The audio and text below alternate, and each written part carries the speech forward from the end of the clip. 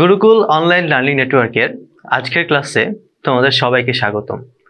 আমি সারোয়ার হোসেন। আজকে আমরা ফুড অ্যান্ড নিউট্রিশন চ্যাপ্টারের বিএমআর পার্ট 1 টপিকটা নিয়ে আলোচনা করব।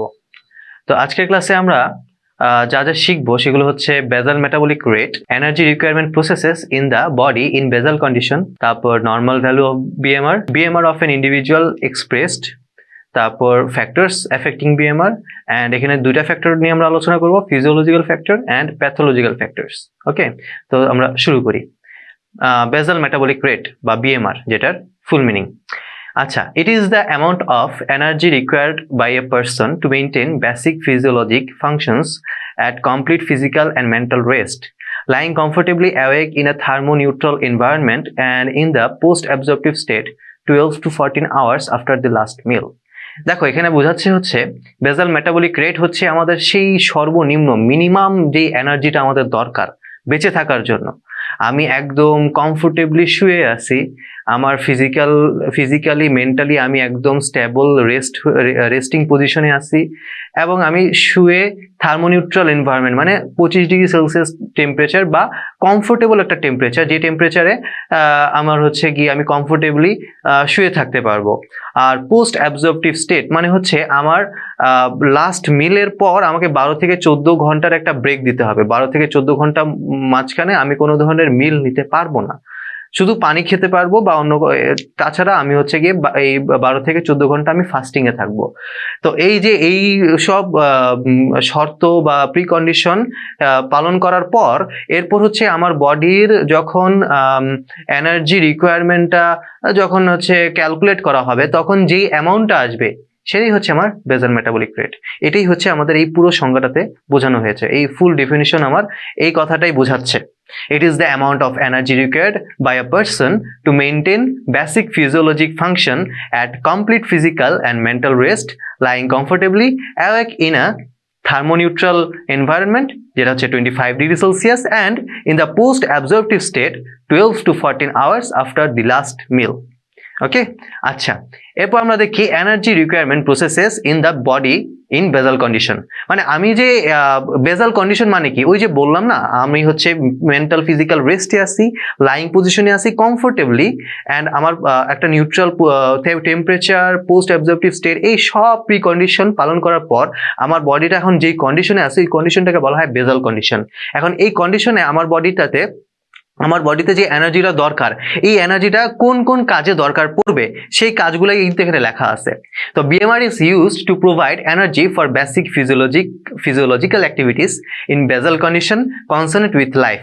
ওকে, এখানে আমাদের কি কি প্রসেস এখানে হচ্ছে দেখানো হয়েছে, সেগুলো হচ্ছে গিয়ে হার্টবিট, তারপর respiratory movement, renal function, neural activities, GIT movement, এরপর আছে হচ্ছে আমাদের maintenance of muscle tone, temperature regulation, transmembrane ion transport, specially sodium potassium pump, আর হচ্ছে synthesis of enzymes and hormones. এখানে একটা জিনিস খেয়াল করা আছে হচ্ছে কি 50% অফ বিএমআর মানে আমাদের যে বেসাল কন্ডিশনে যে এনার্জিটা দরকার, তার মধ্যে 50% এনার্জি আমাদের ব্যয় হয়ে যায়, স্পেন্ড হয়ে যায় আয়ন ট্রান্সপোর্টে, স্পেশালি সোডিয়াম পটাশিয়াম পাম্পে।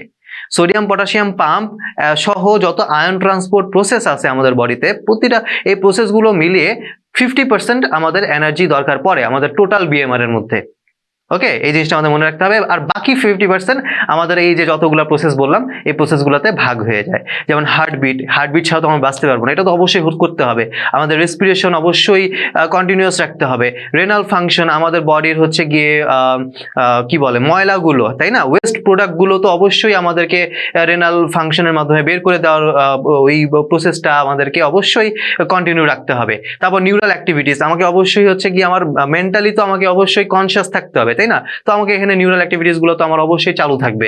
তারপর আমার জিআইটি মুভমেন্ট, আমার মাসল টোন টেম্পারেচার, হ্যাঁ আমার টেম্পারেচার মাসল টোন মেইনটেনেন্স, আর হচ্ছে টেম্পারেচার রেগুলেশন, এটা কিন্তু অনেক বেশি ইম্পর্টেন্ট। টেম্পারেচার রেগুলেশন মানে আমার বডির একটা নির্দিষ্ট টেম্পারেচার আমি যদি মেইনটেইন করতে না পারি, তাহলে কিন্তু আমি বেঁচে থাকতে পারবো না, আমার হাইপোথার্মিয়া হয়ে আমি মারাও যেতে পারি, তাই না? এখন টেম্পারেচার রেগুলেশন যদি আমি করতে চাই সেখানেও কিন্তু আমাকে এনার্জি খরচ করতে হবে। কারণ দেখো এনভায়রনমেন্টের টেম্পারেচার কম, তখন আমার বডি টেম্পারেচার, যেই টেম্পারেচারটা আমার বডিতে রাখা দরকার সেটা অবশ্যই রাখতে হবে। তখন হচ্ছে আমার বডি ভিতর থেকে এনার্জিগুলো, আমার হচ্ছে বডির ভিতরে যেই কার্বোহাইড্রেট থাকতে পারে, ফ্যাট থাকতে পারে, ওগুলোকে বার্ন করে সেখান থেকে এনার্জি বের করে এনে টেম্পারেচারটা রেগুলেশন করবে, হিট প্রোডাকশন করবে, বুঝছো? এইটা হচ্ছে কাহিনী। এরপর হচ্ছে গিয়ে ট্রান্সমেমব্রেন আয়ন ট্রান্সপোর্ট, এইটা তো বললাম। এই আয়ন ট্রান্সপোর্টে 50% আমাদের হচ্ছে গিয়ে 50% বিএমআর বা 50% এনার্জি খরচ হয়ে যাচ্ছে। তারপর সিনথেসিস অফ এনজাইমস হরমোনস, এই এনজাইমস হরমোনস তো আমাদের প্রতিটা অর্গানের, এই যে যত কাজ বললাম, আমার হার্টের কাজ, রেসপিরেশনের কাজ, যত ধরনের কাজ বললাম, সবকিছুতেই এনজাইম হরমোন তো অবশ্যই লাগবে, এগুলো ছাড়া তো এই কাজগুলো হবেই না। সো এগুলোও অবশ্যই সিনথেসিস করতে হবে। সো এই সবগুলো কাজ, এগুলো হচ্ছে সবই একদম বেসিক কাজ, বেসিক ফিজিওলজিক কাজ, যেগুলো অবশ্যই করতেই হবে, এগুলো ছাড়া পসিবল না বেঁচে থাকা। হ্যাঁ, তো এগুলো ছাড়া আরো বেশ কিছু আছে, তবে এগুলো হচ্ছে মেইন কাজগুলো যেগুলো আমরা আলোচনা করলাম। আচ্ছা, এরপর আমরা আসি নর্মাল ভ্যালু অফ বিএমআর।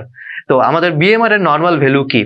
মেলদের ক্ষেত্রে 40 kilo calorie per metre square body surface area per metre square body surface area per hour, আর ফিমেলদের ক্ষেত্রে 37 kilo calorie per metre square body surface area per hour. এই জিনিসটা একটু খেয়াল করো।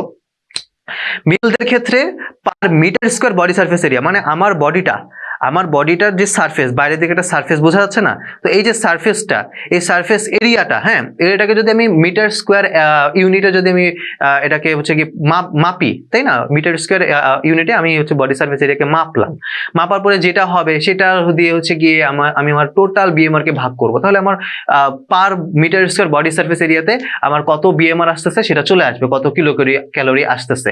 এবং সেটা যদি আমি 24 ঘন্টায় কতটুকু আসে সেটা যদি মেপে থাকি, তাহলে আমাকে অবশ্যই এটা 24 দিয়ে ভাগ করে দিতে হবে, তাহলে আমি প্রতি ঘন্টায় কতটুকু আসবে সেটা আমার চলে আসতেছে। এইটাই হচ্ছে আমার পুরো এইখানে ভ্যালুটা। আর ফিমেলদের ক্ষেত্রে অবশ্যই মেলদের থেকে ফিমেলদের বিএমআর ভ্যালু একটু কম থাকে, তো ফিমেলদের দেখো 3 কিলো ক্যালোরি কম। হ্যাঁ, আচ্ছা, এরপর হচ্ছে আমরা আসতেছি যে অন এন অ্যাভারেজ আমরা তো উপরে পড়লাম হচ্ছে গিয়ে পার আওয়ারে কতটুকু খরচ হয়। এখন আমি যদি পার ডে চিন্তা করি, তাহলে অন এন অ্যাভারেজ একটা অ্যাডাল্ট মেলে 2000 কিলো ক্যালোরি পার ডে একটা বিএমআর খরচ হয়, মানে এনার্জি খরচ হয়, এনার্জি এক্সপেন্ডিচার। আর ফিমেলদের ক্ষেত্রে সেটা হচ্ছে 1600 কিলো ক্যালোরি পার ডে। ওকে, অ্যাডাল্ট ফিমেল। এরপর আমরা আসি হচ্ছে BMR of an individual expressed. BMR of an individual is expressed as percentage deviation from the proposed standard value at that age, sex and body surface area.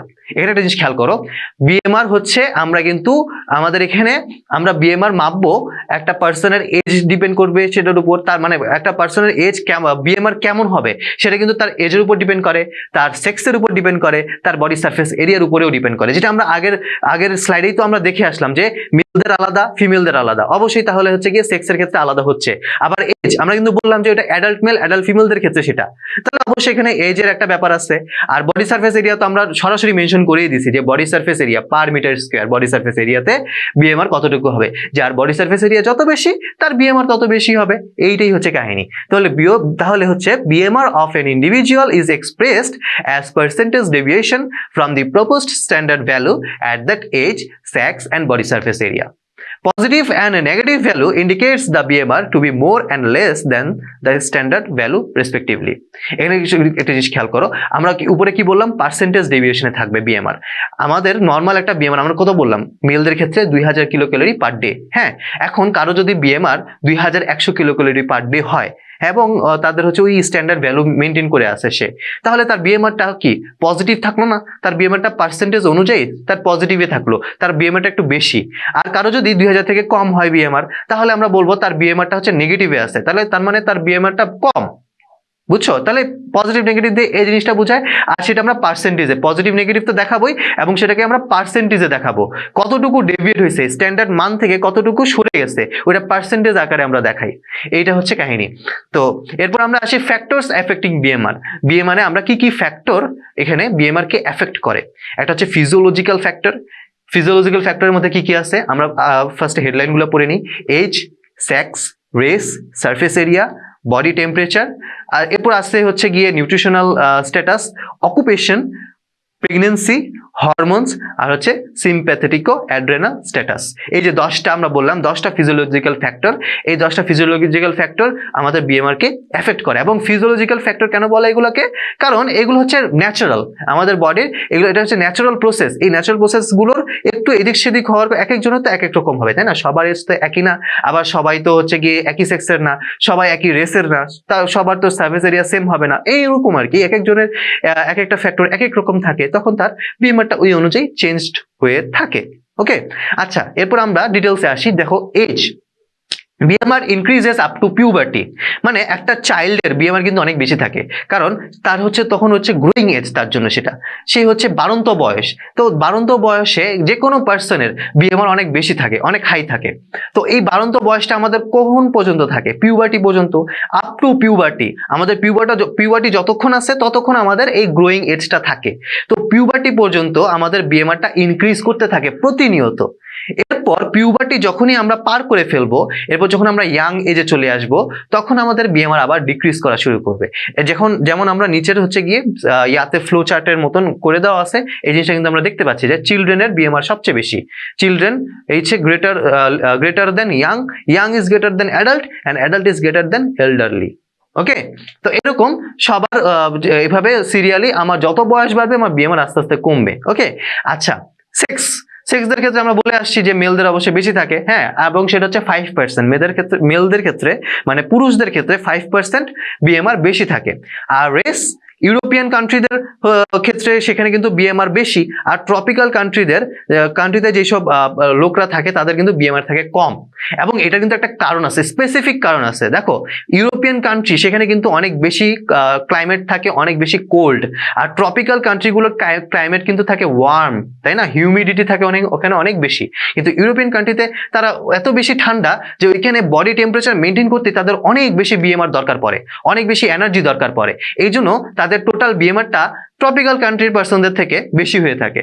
ওকে, আচ্ছা, surface area আমরা বলে আসছি যে BMR is directly proportional to body surface area, যে আমাদের body surface area যত বেশি হবে বিএমআর তত বেশি হবে। ওকে, আচ্ছা, এরপর আসি আমরা হচ্ছে body temperature increases BMR about 14% for 1 degree Celsius. তাহলে আমাদের বডি টেম্পারেচার হচ্ছে বিএমআর ইনক্রিজ করবে। আমি যদি বডি টেম্পারেচার ইনক্রিজ করি তাহলে আমার বিএমআরটাকেও ইনক্রিজ করতে হবে। আমি যদি আমার বডি টেম্পারেচার 1 ডিগ্রি সেলসিয়াস বাড়াইতে চাই, আমাকে আমার বিএমআর বাড়াইতে হবে 14%। ওকে, এই জিনিসটা হচ্ছে কি এইভাবে কাজ করে। এরপর আসি আমরা 6 নাম্বার, নিউট্রিশনাল স্ট্যাটাস। কি আছে এখানে? Starvation lowers BMR up to 50%। মনে করো আমি খাওয়া দাওয়া করছি না, তাহলে আমার বিএমআর কমতে থাকবে। আমি লম্বা সময় ধরে হচ্ছে স্টার্ভ করছি, তাহলে আমার বিএমআর কমে যাবে, এবং সেটা আপ টু 50% পর্যন্ত কমে যেতে পারে। এরপর হচ্ছে অকুপেশন, হেভি ওয়ার্কার্স তাদের বিএমআর অনেক বেশি থাকে, আর সেডেন্টারি ওয়ার্কার্স তাদের বিএমআর থাকে কম। হ্যাঁ, অকুপেশনের উপর ডিপেন্ড করে অবশ্যই, কারণ আমার ফিজিক্যাল অ্যাক্টিভিটি যত বেশি হবে আমার কিন্তু বিএমআর তত বেশি আমার থাকবে। হ্যাঁ, এরপর আসি হচ্ছে প্রেগনেন্সি থেকে দেখো, খেয়াল করো, প্রেগনেন্সি ইনক্রিজেস বিএমআর। আমার যদি কোন একটা হচ্ছে গিয়ে ফিমেল, সে যদি প্রেগনেন্ট হয়ে থাকে তাহলে কিন্তু তার বিএমআর ইনক্রিজ করবে, কারণ তার হচ্ছে ইউটেরাসের মধ্যে আরো একটা লাইফ গ্রো করছে, তাই না? তো একটা ফিটাস তার মধ্যে গ্রো করছে, তাহলে ওই ফিটাসকে এক্সট্রা নিউট্রিশন দেওয়ার জন্য তাকে কিন্তু এক্সট্রা বিএমআর খরচ করতে হবে। এরপর আসি আমরা হরমোনসে। Thyroid hormone, catecholamines, sex hormone, growth hormone, এরা সবাই বিএমআর কে ইনক্রিজ করবে, কারণ এগুলো সবাই কিন্তু মেটাবলিজম, আমাদের বডি যে মেটাবলিজম প্রসেস, থাইরয়েড হরমোন সরাসরি আমাদের মেটাবলিজম প্রসেসকে ইনক্রিজ করে দেয়। হ্যাঁ, গ্রোথ হরমোন এটাও কিন্তু মেটাবলিজমে এফেক্ট করে, ইনক্রিজ করে দেয়। তো এই হরমোনগুলো এইভাবে আমাদের বিএমআর কে ইনক্রিজ করছে। আর সিম্প্যাথেটিক অ্যাড্রেনাল স্ট্যাটাস একটু খেয়াল করো। সিম্প্যাথেটিক সিস্টেম আছে না আমাদের একটা নার্ভাস, যে আমরা বলি যে আমাদের নার্ভাস সিস্টেম দুই রকমের, দুই ভাগে ভাগ করা। ফিজিওলজিক্যাল যদি ভাগ করি, একটা হচ্ছে গিয়ে সোমাটিক, আর একটা হচ্ছে গিয়ে অটোনমিক। তো আমাদের অটোনমিক নার্ভাস সিস্টেমকে আবার দুই ভাগে ভাগ করা যায়, একটা সিম্প্যাথেটিক নার্ভাস সিস্টেম, একটা parasympathetic nervous system. Sympathetic nervous system হচ্ছে কি আমাদের ইমার্জেন্সি টাইমে এই নার্ভাস সিস্টেমটা অ্যাক্টিভ থাকে।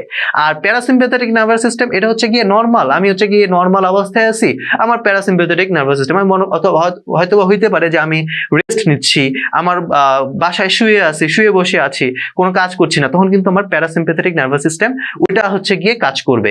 কিন্তু আমি হচ্ছে সাপোজ আমি হচ্ছে পরীক্ষা দিচ্ছি, আমি বসে বসে পরীক্ষা দিচ্ছি, কলেজে বসে বা এক্সাম হলে বসে আমি এক্সাম দিচ্ছি, ওই টাইমে কিন্তু আমার প্যারাসিম্প্যাথেটিক নার্ভাস সিস্টেম ওইটা কিন্তু হচ্ছে গিয়ে থাকবে না, আমার তখন সিম্প্যাথেটিক নার্ভাস সিস্টেমটা তখন কাজ করবে। ঠিক আছে, তো সিম্প্যাথেটিক নার্ভাস সিস্টেম ইমার্জেন্সি টাইমে যখন হচ্ছে গিয়ে আমার পুরো বডিটাকে একদম পুরো ফুল অ্যাক্টিভ থাকতে হবে, তখন সিম্প্যাথেটিক নার্ভাস সিস্টেমটা কাজ করে। এবং সিম্প্যাথেটিক নার্ভাস সিস্টেম আমার বডির সবগুলো অর্গানকে খুবই অ্যাক্টিভ রাখে। আমার হচ্ছে গিয়ে জিআইটির যেই অর্গানগুলো, হ্যাঁ, যে অর্গানগুলো আমার ডাইজেশন, অ্যাবজর্পশন এইগুলোর সাথে জড়িত, ওই সিস্টেমটাকে জাস্ট সে ইয়া করে রাখে, আইডল করে রাখে, আর বাকি সবগুলোকে হচ্ছে গিয়ে স্টিমুলেট করে রাখে। তো এই কারণে হয় কি, একদম হচ্ছে গিয়ে অ্যাভারেজে দেখা যায় যে আমাদের সম্পূর্ণ মানে টোটাল বিএমআরটা ইনক্রিজ করে যায় সিম্প্যাথেটিক নার্ভাস সিস্টেম যখন আমাদের অ্যাক্টিভ থাকে। এবং এই সিম্প্যাথেটিক নার্ভাস সিস্টেম কিন্তু আমাদের হচ্ছে গিয়ে অ্যাড্রেনাল গ্ল্যান্ড আছে না, যে আমাদের কিডনির উপরে একটা গ্ল্যান্ড, ছোট করে একটা গ্ল্যান্ড আছে অ্যাড্রেনাল গ্ল্যান্ড, এটাকে, হ্যাঁ, এই অ্যাড্রেনাল গ্ল্যান্ড এটাকে কিন্তু সুপ্রারেনাল গ্ল্যান্ডও বলা হয়ে থাকে। এবং এই অ্যাড্রেনাল গ্ল্যান্ড থেকে যে হরমোনগুলো বের হয় একদম অ্যাড্রেনাল মেডুলা থেকে, অ্যাড্রেনালিন, নর অ্যাড্রেনালিন, এই হরমোনগুলো, এগুলো কিন্তু সিম্প্যাথেটিক, আমাদের যখন সিম্প্যাথেটিক সিস্টেম স্টিমুলেটেড হয় তখন এই হরমোনগুলো খুব বেশি আকারে সিক্রেশন হয়। এবং এই হরমোনগুলো আমাদের হাইপারটেনশন, আমাদের রেসপিরেশন রেট বাড়ায় দেয়, আমাদের হচ্ছে গিয়ে মানে পুরো বডিটার সবগুলো অর্গানকে একদম হচ্ছে অ্যাক্টিভ করে দেয়। তো এরা দুজনে মিলে একসাথে বিএমআর কে ইনক্রিজ করে দিচ্ছে। ঠিক আছে, আচ্ছা, এরপর আসি আমরা প্যাথোলজিক্যাল ফ্যাক্টরসে। BMR increases under the following conditions or diseases. এক নম্বর হচ্ছে ফিভার, তারপর হাইপারথাইরয়েডিজম, অ্যাক্রোমেগালি, জাইগান্টিজম, ফিওক্রোমোসাইটোমা। হ্যাঁ, এরপর হচ্ছে গিয়ে আরো কিছু আছে, BMR decreases under the following condition. কি কি কন্ডিশনে বিএমআর ডিক্রিজ করবে? হাইপোথাইরয়েডিজম, যেমন মিক্সোইডেমা, ক্রিটিনিজম, অ্যাডিশনস ডিজিজ, আর হচ্ছে স্টারভেশন। এনে একটু খেয়াল করো, বিএমআর ইনক্রিজ করতেছে কোন কোন কন্ডিশনে? ফিভারে, যখন আমার হচ্ছে ফিভার হবে, মানে আমার জ্বর, আমার বডি টেম্পারেচার বেড়ে গেছে। দেখো, বডি টেম্পারেচার যদি আমি আমার বডি টেম্পারেচার বাড়ায় ফেলতে চাচ্ছি, প্রতি ডিগ্রি সেলসিয়াসের জন্য 14 ডিগ্রি করে বিএমআর বেড়ে যাবে, কিন্তু তাহলে ফিভার কন্ডিশনে অবশ্যই আমার বিএমআর বেশি হয়ে আসছে। আবার হচ্ছে হাইপারথাইরয়েডিজম হচ্ছে থাইরয়েড গ্ল্যান্ডটা অনেক বেশি অ্যাক্টিভ থাকবে, অনেক বেশি হরমোন সিক্রেশন করছে সে। এত বেশি হরমোন সিক্রেশন করার কারণে ওই হরমোনটা মেটাবলিজম আমার শরীরে বাড়ায় দিবে, আলটিমেটলি বিএমআর ইনক্রিজ করবে। আবার অ্যাক্রোমেগালি, জাইগান্টিজম, এগুলো কিন্তু আমার গ্রোথ হরমোনটা অনেক বেশি ইনক্রিজ করা যাওয়ার কারণে এই কন্ডিশনগুলো দেখা দেয়, এবং এই কন্ডিশনগুলোতে বিএমআরটাও বেড়ে যায়। হ্যাঁ, তারপর ফিওক্রোমোসাইটোমা, এটা কিন্তু এক ধরনের হচ্ছে গিয়ে অ্যানিমিয়া টাইপের কন্ডিশন। হ্যাঁ, তো এই কন্ডিশনগুলো, এই সবগুলো কন্ডিশনে বিএমআর অনেক বেশি ইনক্রিজ করে। তারপর হচ্ছে আসি, বিএমআর কোন কোন কন্ডিশনে ডিক্রিজ করে? হাইপোথাইরয়েডিজমে হচ্ছে থাইরয়েড গ্ল্যান্ডটা অনেক বেশি হচ্ছে গিয়ে অ্যাক্টিভ থাকে, এখানে থাইরয়েড গ্ল্যান্ডটা খুব কম অ্যাক্টিভ থাকে, তো এখানে হচ্ছে হরমোন সিক্রেশন হয় অনেক কম। তারপর স্টারভেশনে তো আমরা কথা বলেই আসছি, স্টারভেশনে হচ্ছে গিয়ে বিএমআর অটোমেটিকলি কমে যাবে, কারণ হচ্ছে আমার বডিতে যেহেতু আমি স্টার্ভ করছি, আমার অর্গানগুলোতে আমি ওরকম এনার্জি দেওয়ার মতন আমার কাছে এনার্জি নাই, ক্যালোরি নাই, সো আমি হচ্ছে স্টার্ভ করার সময় অবশ্যই অটোমেটিক্যালি বিএমআর কমে যায়। তো অ্যাডিশনস ডিজিজ, এই ব্যাপারগুলোর ক্ষেত্রে বিএমআর কমে যাচ্ছে। ঠিক আছে, তো আমরা কি কি শিখলাম আজকের ক্লাসে? আমরা বেসাল মেটাবলিক রেট শিখলাম, আমরা হচ্ছে ওইটার ডেফিনিশন জেনে আসছি, আমরা কোন কোন প্রসেসে হচ্ছে বেসাল কন্ডিশনে বডিতে এনার্জি দরকার পড়ে সেগুলো জেনে আসছি, আমরা বিএমআর এর নর্মাল ভ্যালু শিখে ফেলেছি, আমরা বিএমআর একটা ইন্ডিভিজুয়ালের বিএমআর কে কিভাবে এক্সপ্রেস করা হয় সেটা কিন্তু আমরা শিখে ফেলেছি, এবং বিএমআর কে কোন কোন ফ্যাক্টর এফেক্ট করে, সেটা ফিজিওলজিক্যাল হোক প্যাথোলজিক্যাল হোক, আমরা দুটোই কিন্তু শিখে ফেলেছি। তো এই ছিল আজকের আমাদের ক্লাস। তোমাদের যদি ক্লাসটা ভালো লেগে থাকে তোমরা অবশ্যই ক্লাসটা শেয়ার করে দিবে বন্ধুদের মাঝে। আমাদের সাথে এতক্ষণ থাকার জন্য, গুরুকুলের সাথে থাকার জন্য তোমাদেরকে অসংখ্য অসংখ্য ধন্যবাদ।